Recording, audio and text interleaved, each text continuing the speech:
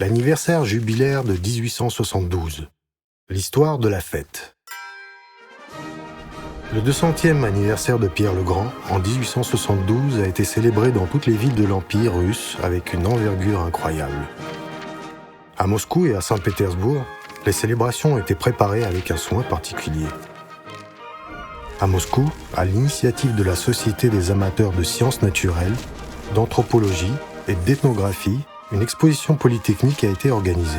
Selon l'idée des organisateurs, elle devait souligner la contribution de Pierre Ier au développement économique du pays.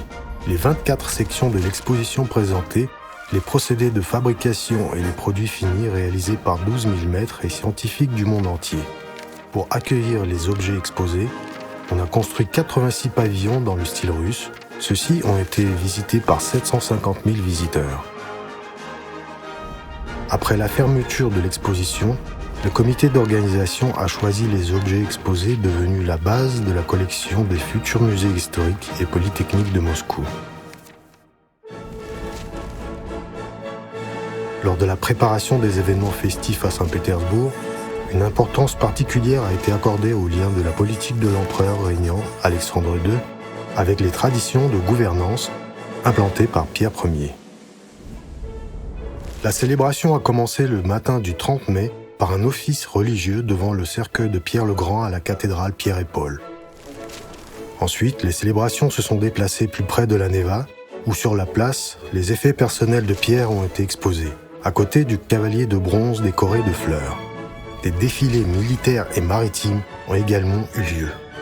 Dans l'après-midi, la kermesse sur le champ de Mars a commencé.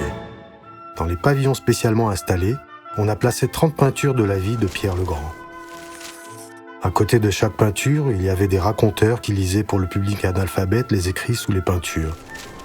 Les citoyens cultivés recevaient des brochures gratuites avec des textes. L'espace a été encadré par 2 pavillons de théâtre où des pièces sur les événements de l'époque de Pierre ont été données toute la journée. Jusqu'à la nuit profonde, le public s'amusait sur le champ de Mars et de la musique retentissait de tous les côtés.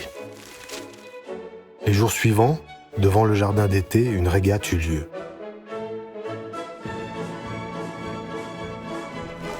Dans les théâtres, on présentait des spectacles gratuits. À l'Académie des sciences, on faisait des rapports sur la vie et les activités de Pierre le Grand. Pendant quelques jours, la capitale a été littéralement prise par la célébration.